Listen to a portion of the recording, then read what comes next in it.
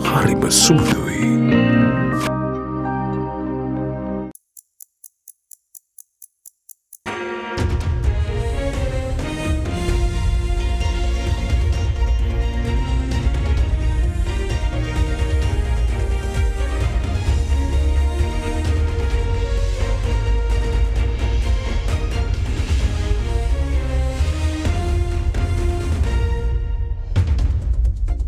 Tonight on First at 9, this Tuesday, the 13th of February 2024.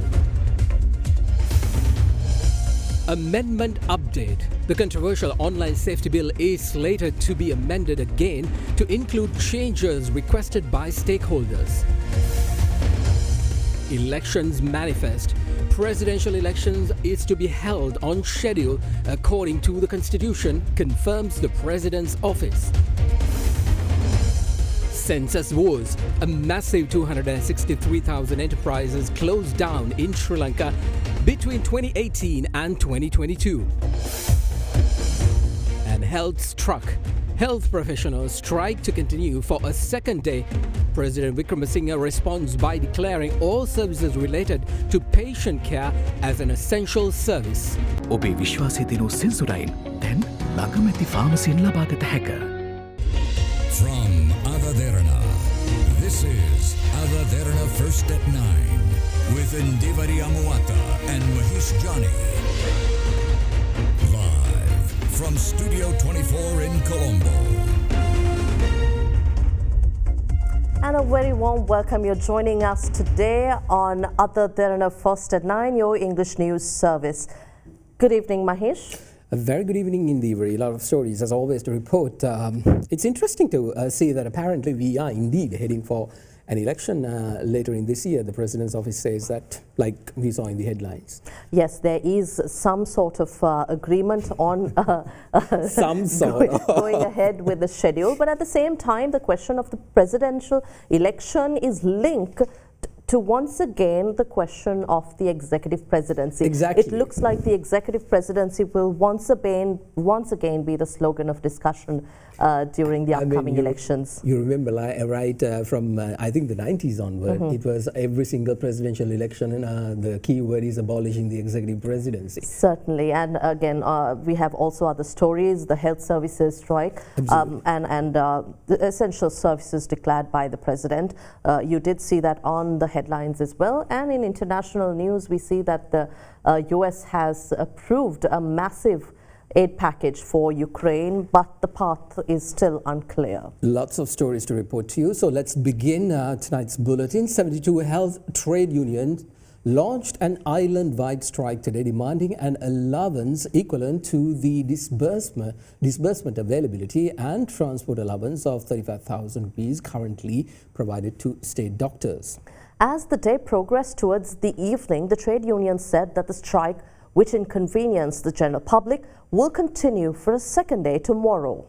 Now, addressing this issue, Minister of Health, Dr. Ramesh Patirana, requested the protesters to report back to work as remedial measures are underway to address the issue of the health trade unions. However, President Ranil Wickremesinghe issued a gazette declaring all services related to patients, nursing homes, dispensaries and other similar institutions as essential services in a bid to combat the planned strike tomorrow.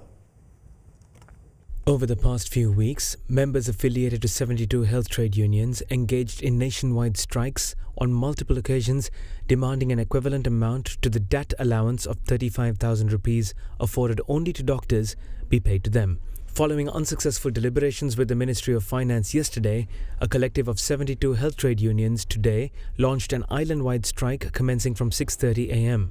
Trade unions representing a wide range of health sector professionals, including radiology and laboratory technicians, pharmacists and public health inspectors, engaged in today's strike, which greatly inconvenienced the general public today. Health operations of several hospitals, including the Colombo National Hospital, came to a halt.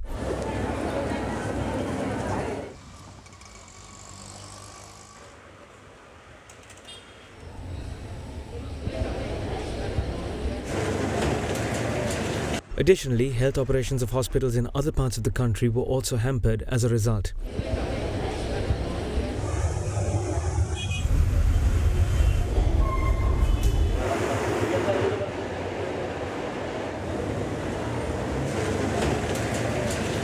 Meanwhile, members of the army were deployed to state hospitals across the country to ensure uninterrupted and continuity of seamless operations of healthcare services.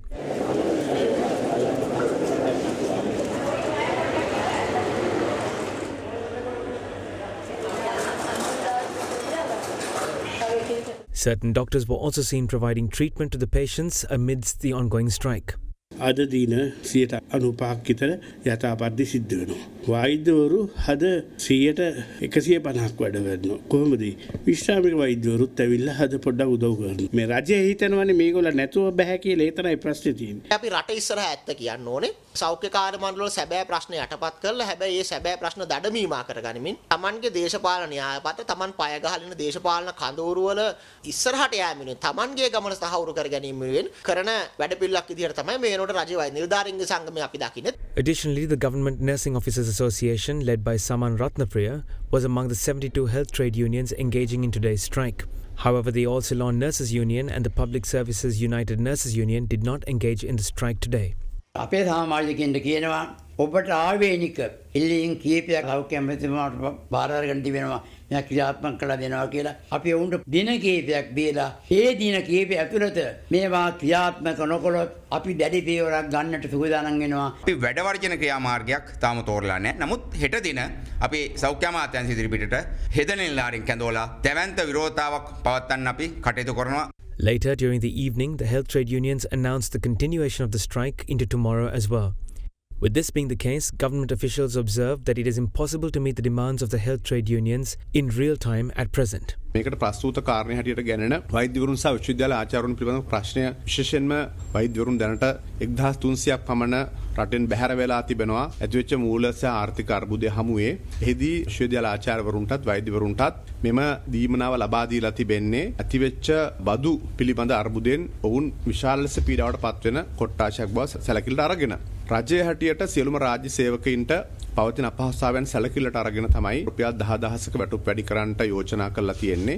සපිල්ලීමක් කරනවා මේ වෘත්තීය ක්‍රියාමාර්ග හරහා අපහසුතාවයට පත් වෙනවා ශ්‍රී ලංකාවේ ජනතාව. මේ පිළිබඳව සැලකිල්ලට අරගෙන ඔබගේ වෘත්තීමය කටයුතු නැවත ආරම්භ කළා. මෙරට ජනතාව වෙනුවෙන් මේ සේවය පවත්වාගෙන යන්නට උදව් කරන්නයි කියලා. ඉතින් මේවා දෙන්න තවදුරටත් වැට් වැඩි කරන්න. තවදුරටත් ආදායම් බදු වැඩි කරන්න ආණ්ඩුවට පුළුවන් කමක් නැහැ. අපි මහන්සි වෙලා කොහොමරි මේ අමාරු අවධිය පසු කර ගැනීම සඳහා වැඩියෙන් මහන්සි වෙලා වැඩ කරන්න කියනකොට වැඩ වර්ජනය කරනවා නම් ඒ පිළිබඳ මහා ජනතාව තමයි කල්පනා කර යුත්තේ.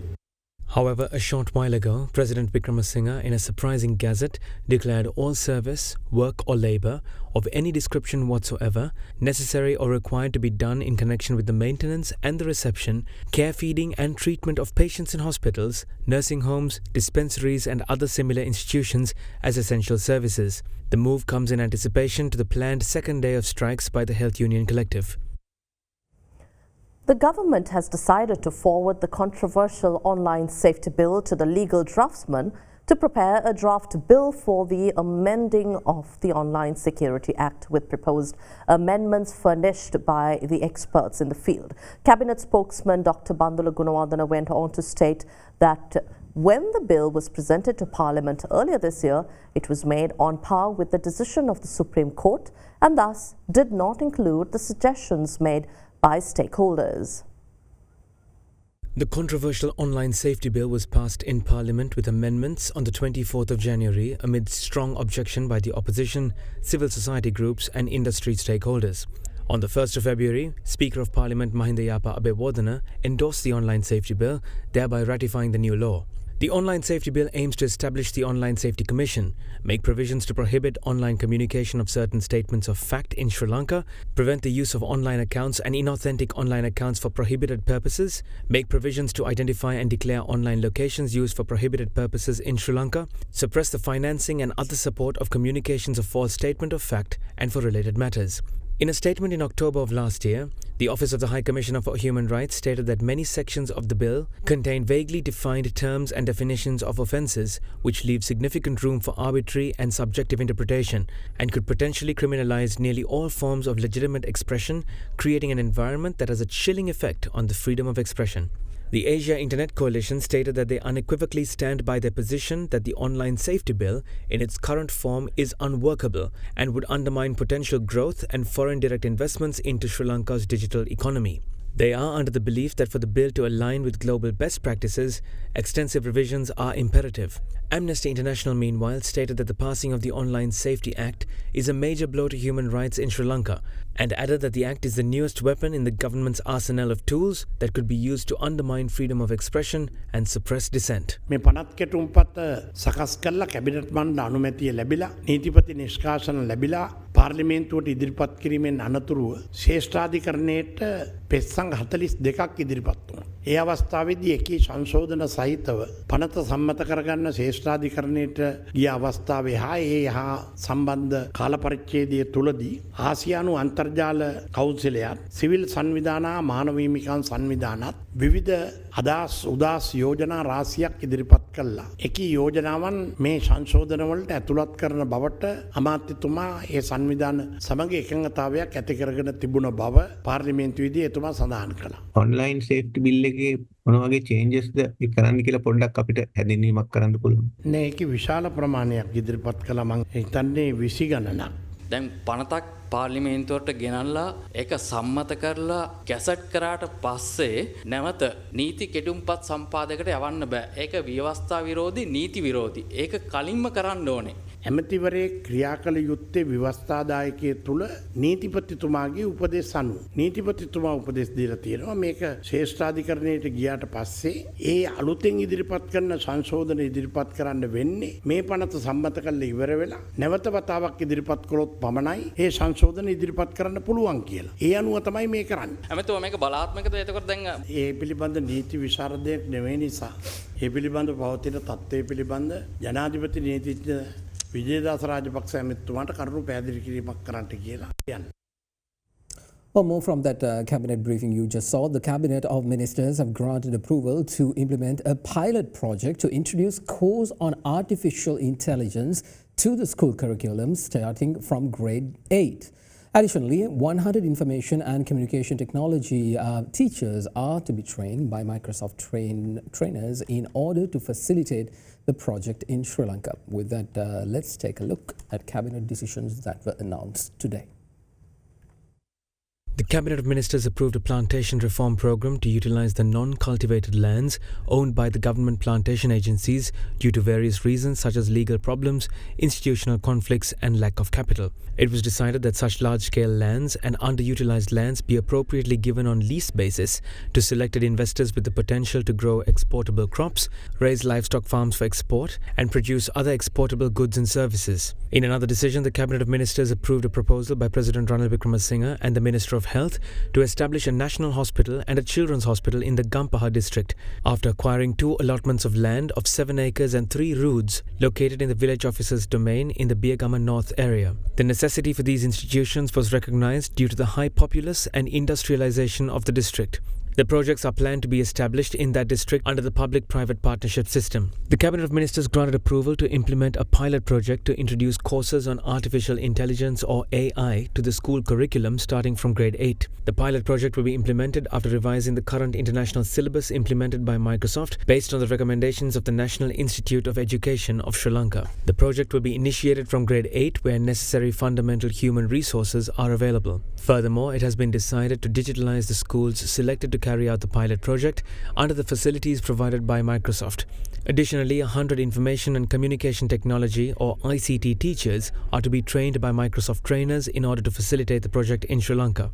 In another development, a decision was made to release an area of 56.8 hectares from the Madhupara sanctuary from the reservation status through the Gazette notification dated 8th of August 2023. In order to raise the legal status of the Madhupara sanctuary, it was approved to the status of a national park in 2015. It has since been decided that the remaining paddy lands cultivated from a long while ago and the land developed as settlements in the Madhupara reserve be released from the reserve. වනජීවී සහ වන සංරක්ෂණ දෙපාර්තමේන්තුවට අයත් ඉඩම් නිදහස් කරනවා. වන සංරක්ෂණය සහ වනජීවීකට තිබිය යුතු ඉඩනුත් මේ අනවසරයෙන් නිදහස් කරනවා. ආණ්ඩුව සහතික ලෙස පරිසර සංරක්ෂණය ගැන දිවුරා පොරොන්දු වෙලා තියෙනවා. ඒ සංරක්ෂණයට අවශ්‍ය කොටස් කිසිවිටකත් ඉඩම් ඔප්පු ප්‍රදානයකින් ලබා දෙන්නේ නැහැ. ඒ වගේම විදේශිකයන් ඉඩම් අයිතිය ඔප්පු මගින් ලබා දෙන්නේ නැහැ. බදු පදනම යටතේ ලබා ගන්න පුළුවන්.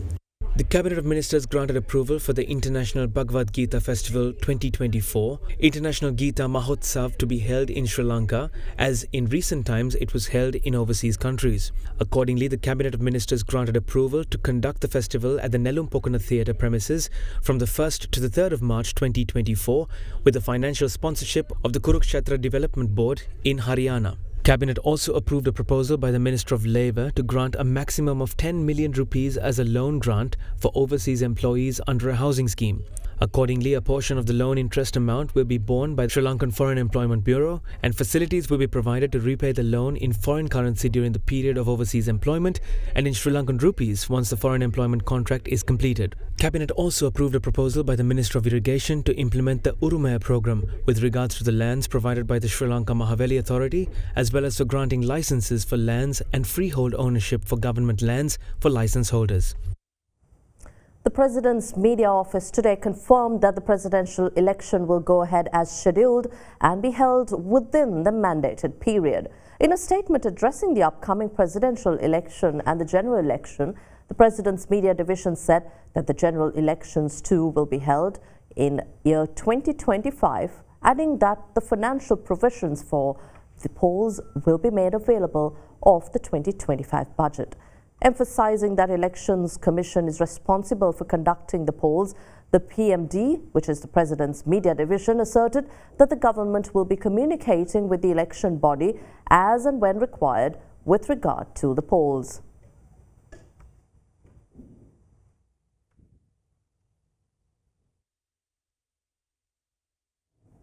Well, leader of the Pivithuru Urumaya, Uday Gamanpila, says that by introducing slogans which claims of abolishing the executive presidency, the government plans to postpone upcoming elections again. Meanwhile, MPs of the opposition also agree with the notion of abolishing the executive presidency. However, that the discussion can only take place after the upcoming presidential elections. Now with that, let's take a look at what transpired in the political arena today. මැතිවරණ පැවැත්වීමේදී හෝ ජනාධිපති මැතිවරණ පැවැත්වීමේදී අපි කිසිම විදියක මැතිවරණ කල්ැවීමක් ගැන එකඟ වෙන්නේ නැහැ. මැතිවරණය නියම වේලාවට පැවැත්විය යුතුයි. ජනාධිපති පදවිය අවශ්‍ය කරන්න කියන්නේ ඒක කරන්න පුළුවන් පාර්ලිමේන්තුවේ. මේ අපිට ඔබතුමාලට ඒක කරන්න බෑ. ඒකයි වැරදි මතයක් ඇති වෙලා කියලා කියන්නේ. නමුත් විධායක ජනාධිපති පදවිය අවශ්‍ය කිරීම සම්බන්ධයෙන් අපි 2013 ඉඳලා කතා කළේ. ඒ කරපු 13 කරපු කතාව එදත් අදත් හෙටත් අපි ඉස්සරහට යනවා. අපේ ප්‍රශ්නේ තියෙන්නේ මැතිවරණයක් ඉස්සරහට තියාගෙන ඇයි මේ විධායක ජනාධිපතිතුමා ගැන කතා කරන්නේ? මැතිවරණයට මාස ගානක්. අපි බලමු ඊට පස්සේ මේ කොහොමද? මම කියන්නේ වහම් විධායක ජනාධිපතිතුමා අවුස් ගන්න කවුරු හරි කියනවනම් මම අතේ කුසනවා වගේ මන්ත්‍රීකම උන්නත් දාන්න.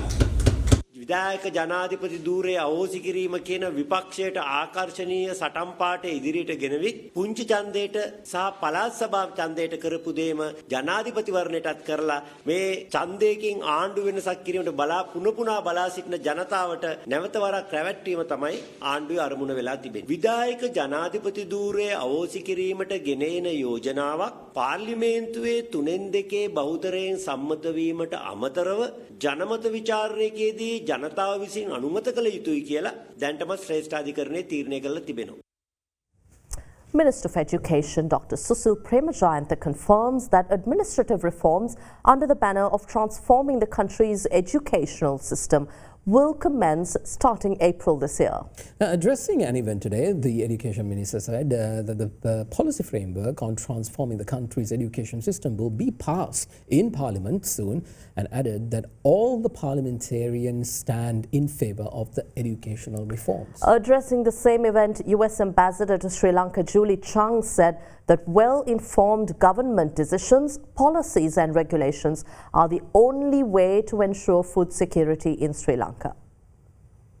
An event to donate $32.5 million to Sri Lanka for the McGowan Dole International Food for Education and Child Nutrition Program, a food assistance initiative that reduces hunger and improves literacy and primary education by the US Department of Agriculture via the US Embassy in Colombo, was held today under the patronage of the US Ambassador to Sri Lanka, Julie Chung.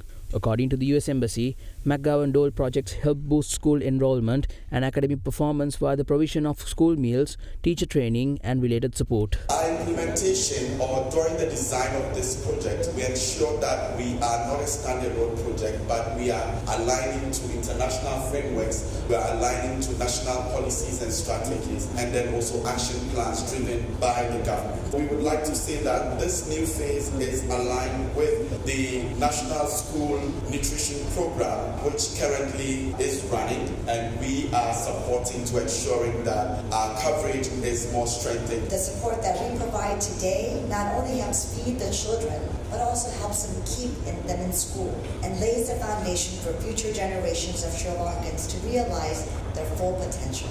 Doing so helps improve the country's social stability and drives innovation and economic growth through education. Many of those education reforms that the minister is so diligently working, but ultimately ensuring a bright future for Sri Lanka's next generation is a task whose success depends on the current generation of leaders in Sri Lanka. The assistance that we provide on food security alongside other donors is not a guarantee for a better future. It's a chance, it's an opportunity to get out of the crisis for that future. And realizing this goal requires the dedication of many here. Leaders, public servants like many of you, requires the support of local communities, grassroots organizations. Sri Lanka's food security should come from Sri Lanka's own ability to manage the challenges of today and make sure that well-informed decisions of policies and government officials help create a long-term solution, including transparency to make sure that those that most need the help actually receive assistance. We are in the process of transforming education, especially the general education. We are starting administrative reforms somewhere around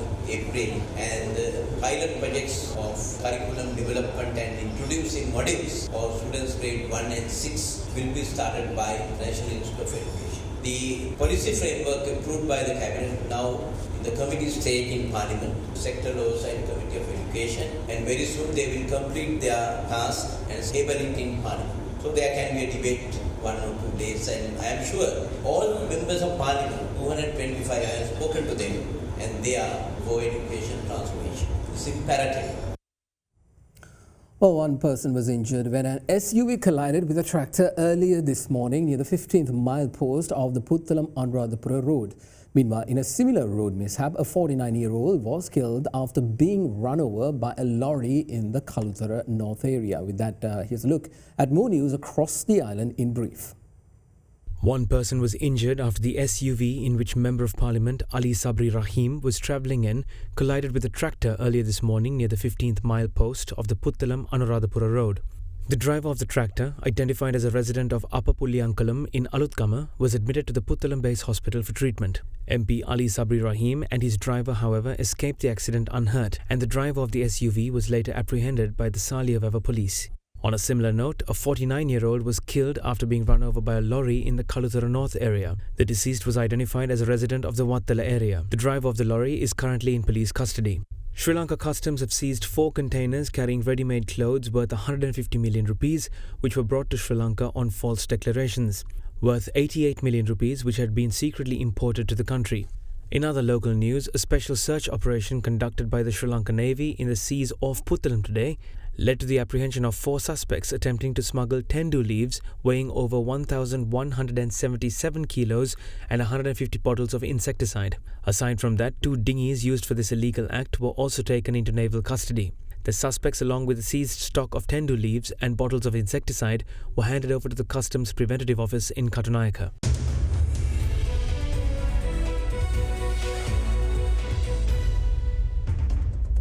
Welcome back to the news.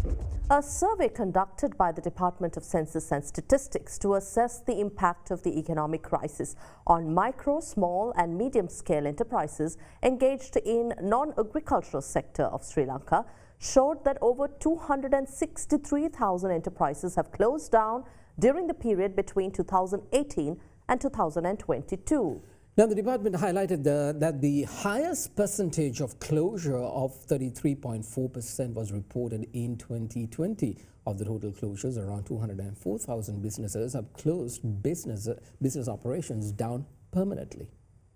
According to a survey by the Department of Census and Statistics, there were approximately 1.3 million micro, small and medium enterprises engaged in the non-agricultural sector of Sri Lanka during the period between 2018 and 2022. Of that number, 79.8%, which amounts to approximately 1,037,100 enterprises, were in operation at the end of 2022. However, the remaining 20.2% of businesses, which amounted to approximately 263,200, were either permanently or temporarily closed. The department stated that 8.3% of closures were reported to be due to economic crisis, while 11.9% were due to reasons other than the economic crisis, and added that the number of permanently closed businesses is more than 3 times higher than those that were closed temporarily. The Statistics Office noted that the highest percentage of closures was reported for 2020 at 33.4%. Among the total businesses closed between 2019 and 2022, 41.1% reported the economic crisis as the reason for closing their businesses, which indicates that 58.9% of the closures were not due to an economic crisis. Further, 45.3% of closed businesses have reported the COVID pandemic as a reason for the closure, suggesting that 54.7% of closures were not due to the COVID pandemic. A sectoral comparison of closed businesses revealed that the micro sector is the most affected, with only 78.8% of businesses currently active. The Colombo Stock Exchange closed lower today, dragged down by losses in industrials and financial stocks.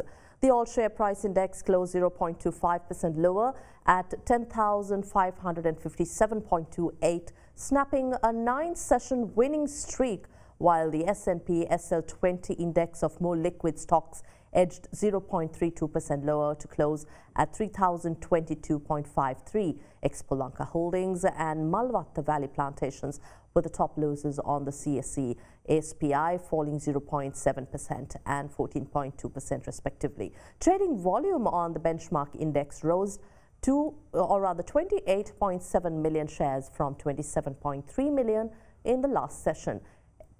Turnover rose to 711.3 million from 572.5 million in the last session. The capital goods sector was the top contributor to turnover, while the banking sector was the second highest. Foreign investors, in the meantime, were net sellers, offloading stocks worth 143.7 million rupees, while domestic investors were net buyers, purchasing shares worth 595.5 million rupees. In international stocks, Japanese shares touched a 34-year peak today, while European stocks and S&P 500 futures slipped as investors waited for a U.S. inflation report that could shape Federal Reserve policy. So far, Japan's main stock market index, Nikkei, has gained over 13% this year after rising by 28% in 2023. Meanwhile, in Europe, the Stoxx 600 index fell by 0.33% in early trading, while the US's S&P 500 and Nasdaq futures fell 0.32% and 0.4% respectively. Japan's Nikkei continued to advance, climbing to 38,010 today, not far from record high of 38,957, the benchmark touched on 29th of December 1989. The Nikkei has gained more than 13% so far this year, after rising 28% in 2023. Foreign investors have flocked to the market, attracted by low valuations, changes in corporate governance, and a weak yen that has made Japanese companies' products more attractive globally. Europe's continent-wide Stoxx 600 index slipped 0.33% in early trading after rising 0.54% yesterday as investors turned out cautious before the US data. Germany's DAX index was 0.72% lower. Britain's FTSE 100 slipped 0.15%, while the pound climbed 0.1% after data showed wage growth was stronger than expected in the last 3 months of 2023. Futures for the US S&P 500 fell 0.32%, while Nasdaq futures were down 0.4%. Oil prices edged up today as uncertainty over fighting in the Middle East kept markets on edge, but gains were capped by concerns that central banks will keep interest rates higher for longer to battle inflation weighing on energy demand globally. Brent futures rose 30 cents to $82 and 30 cents a barrel as of 9:24 a.m. GMT.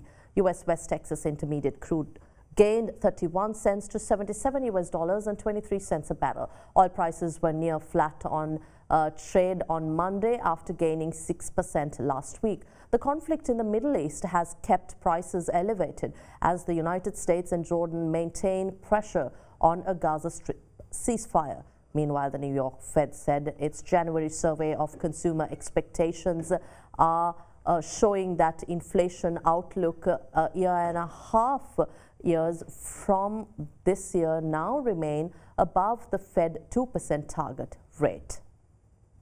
Here's a look at how the Sri Lankan rupee traded against the greenback during the day.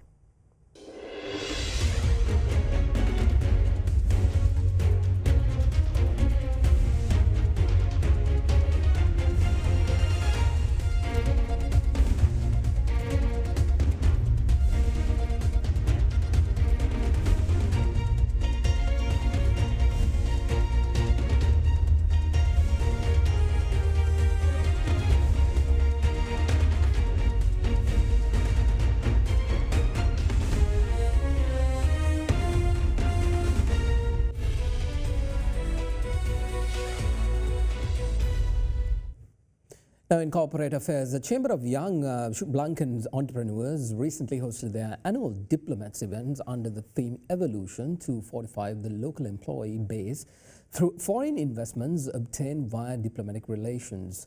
The event served to foster bilateral relations, encourage business opportunities and unite members and other partners. Meanwhile, the Association of International Marketing Graduates in Sri Lanka held its annual general meeting, reorganizing and celebrating several industry veterans, honoring them with lifetime marketing excellence awards for their exceptional service to the marketing community. With that, here's a look at more corporate news in brief.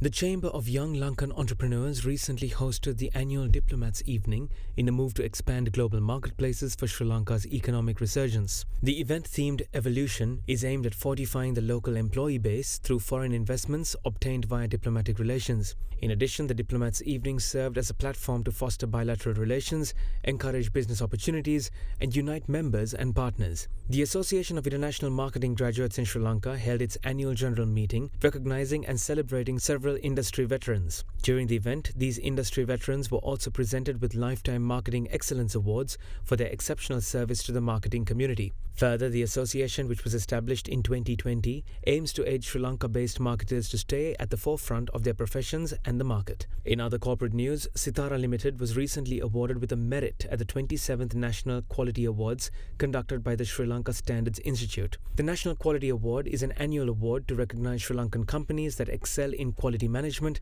and quality achievements. This achievement reflects the commitment of the company towards quality and the consistency of its products and services.